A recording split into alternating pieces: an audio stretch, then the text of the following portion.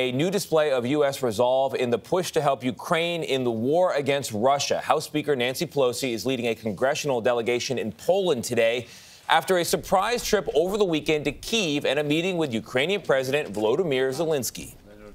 America stands with Ukraine. We stand with Ukraine until victory is won. Of course, there are questions about what victory would actually look like in the face of Russia's unrelenting assault, especially in eastern Ukraine. While the U.S. delegation visited Kyiv, dozens of civilian survivors of the siege of Mariupol finally emerged from a besieged steel plant in that area. Many others, though, are still believed to be trapped inside, along with Ukrainian soldiers. Charlie D'Agata is once again in Ukraine for us. Charlie, good morning. Busy weekend.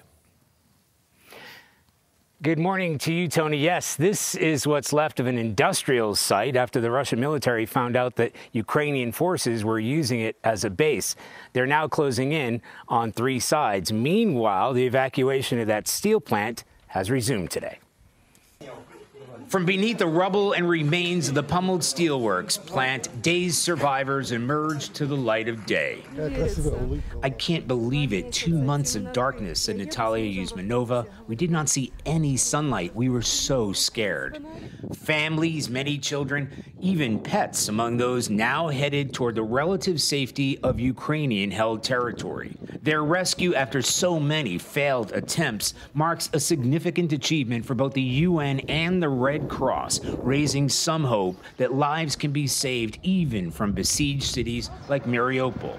But while the guns momentarily fell silent in the port city, fighting has raged along the battlefields of eastern Ukraine. A grinding Russian offensive has forced the few remaining residents in towns like Lyman to flee, where we saw volunteers risking their own lives to save others. Right after we left town, a Russian airstrike destroyed that railway bridge leading out of town. It's part of a wider campaign for Russians trying to stop U.S. and Western weapons from reaching Ukrainian forces fighting on these front lines. In another indication, the war has extended beyond these front lines to Russian soil. Explosions were reported in the Russian border town of Belgorod, where social media video captured a military installation on fire. Russian forces are also being targeted on water. This video claims to show a Ukrainian drone destroying 2 high-speed patrol boats in the Black Sea.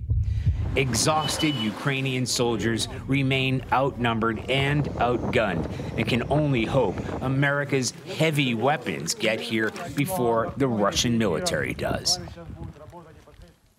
Now, President Putin is determined to take over the entire Donbass region. That includes this town. Russian forces are advancing from the north and the south, threatening to trap both Ukrainian soldiers and civilians alike.